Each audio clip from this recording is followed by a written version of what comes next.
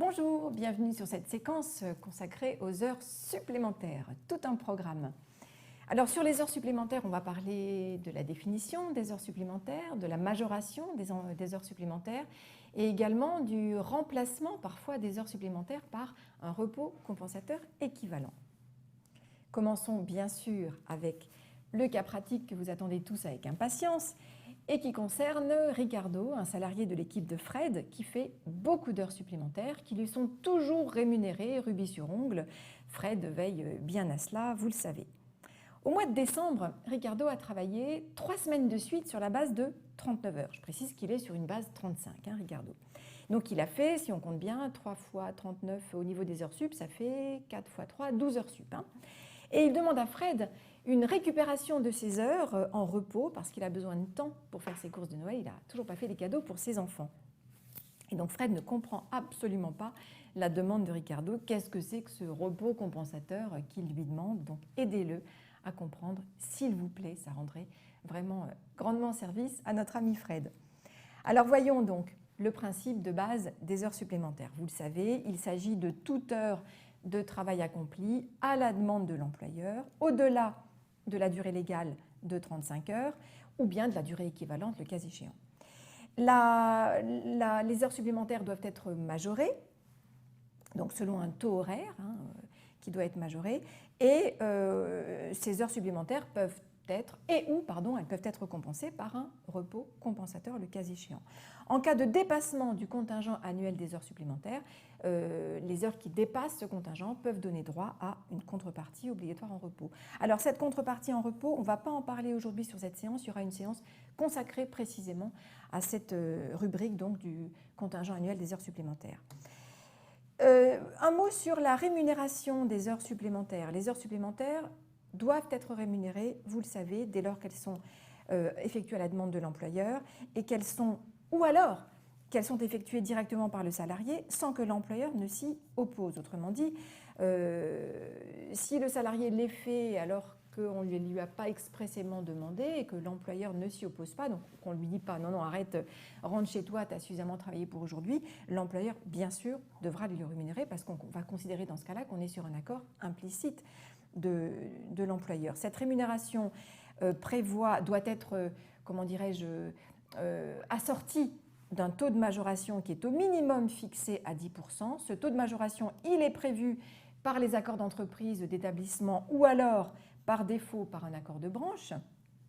Donc ce sont les partenaires sociaux qui normalement doivent définir les taux de majoration des heures supplémentaires. S'il n'y a pas d'accord précisément sur le taux de majoration, on appliquera le taux légal, donc les règles supplétives, qui correspondent à 25% pour les 8 premières heures supplémentaires et 50% pour les heures suivantes. Les heures supplémentaires, je vous le disais, peuvent parfois être remplacées par un repos compensateur équivalent, le fameux RCE, qu'on appelle aussi parfois dans les entreprises le RCR, repos compensateur de remplacement. On retrouve les deux termes. Ce fameux repos compensateur équivalent permet donc de remplacer le paiement et les majorations des heures supplémentaires. Il n'est pas automatique ce remplacement des heures sup par du repos compensateur.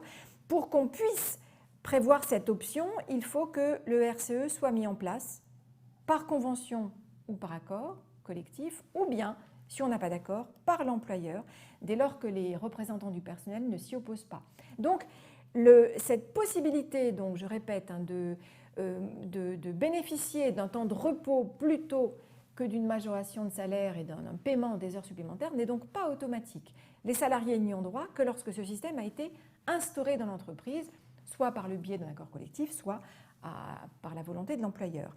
Alors attention, parce que la durée de ce repos compensateur équivalent est donc équivalent à la rémunération majorée. Ça veut dire quoi? Ça veut dire qu'une heure supplémentaire qui est payée à un taux majoré de 25% va donc donner lieu, si elle peut être transformée par un repos compensateur, à 1 heure 15 minutes.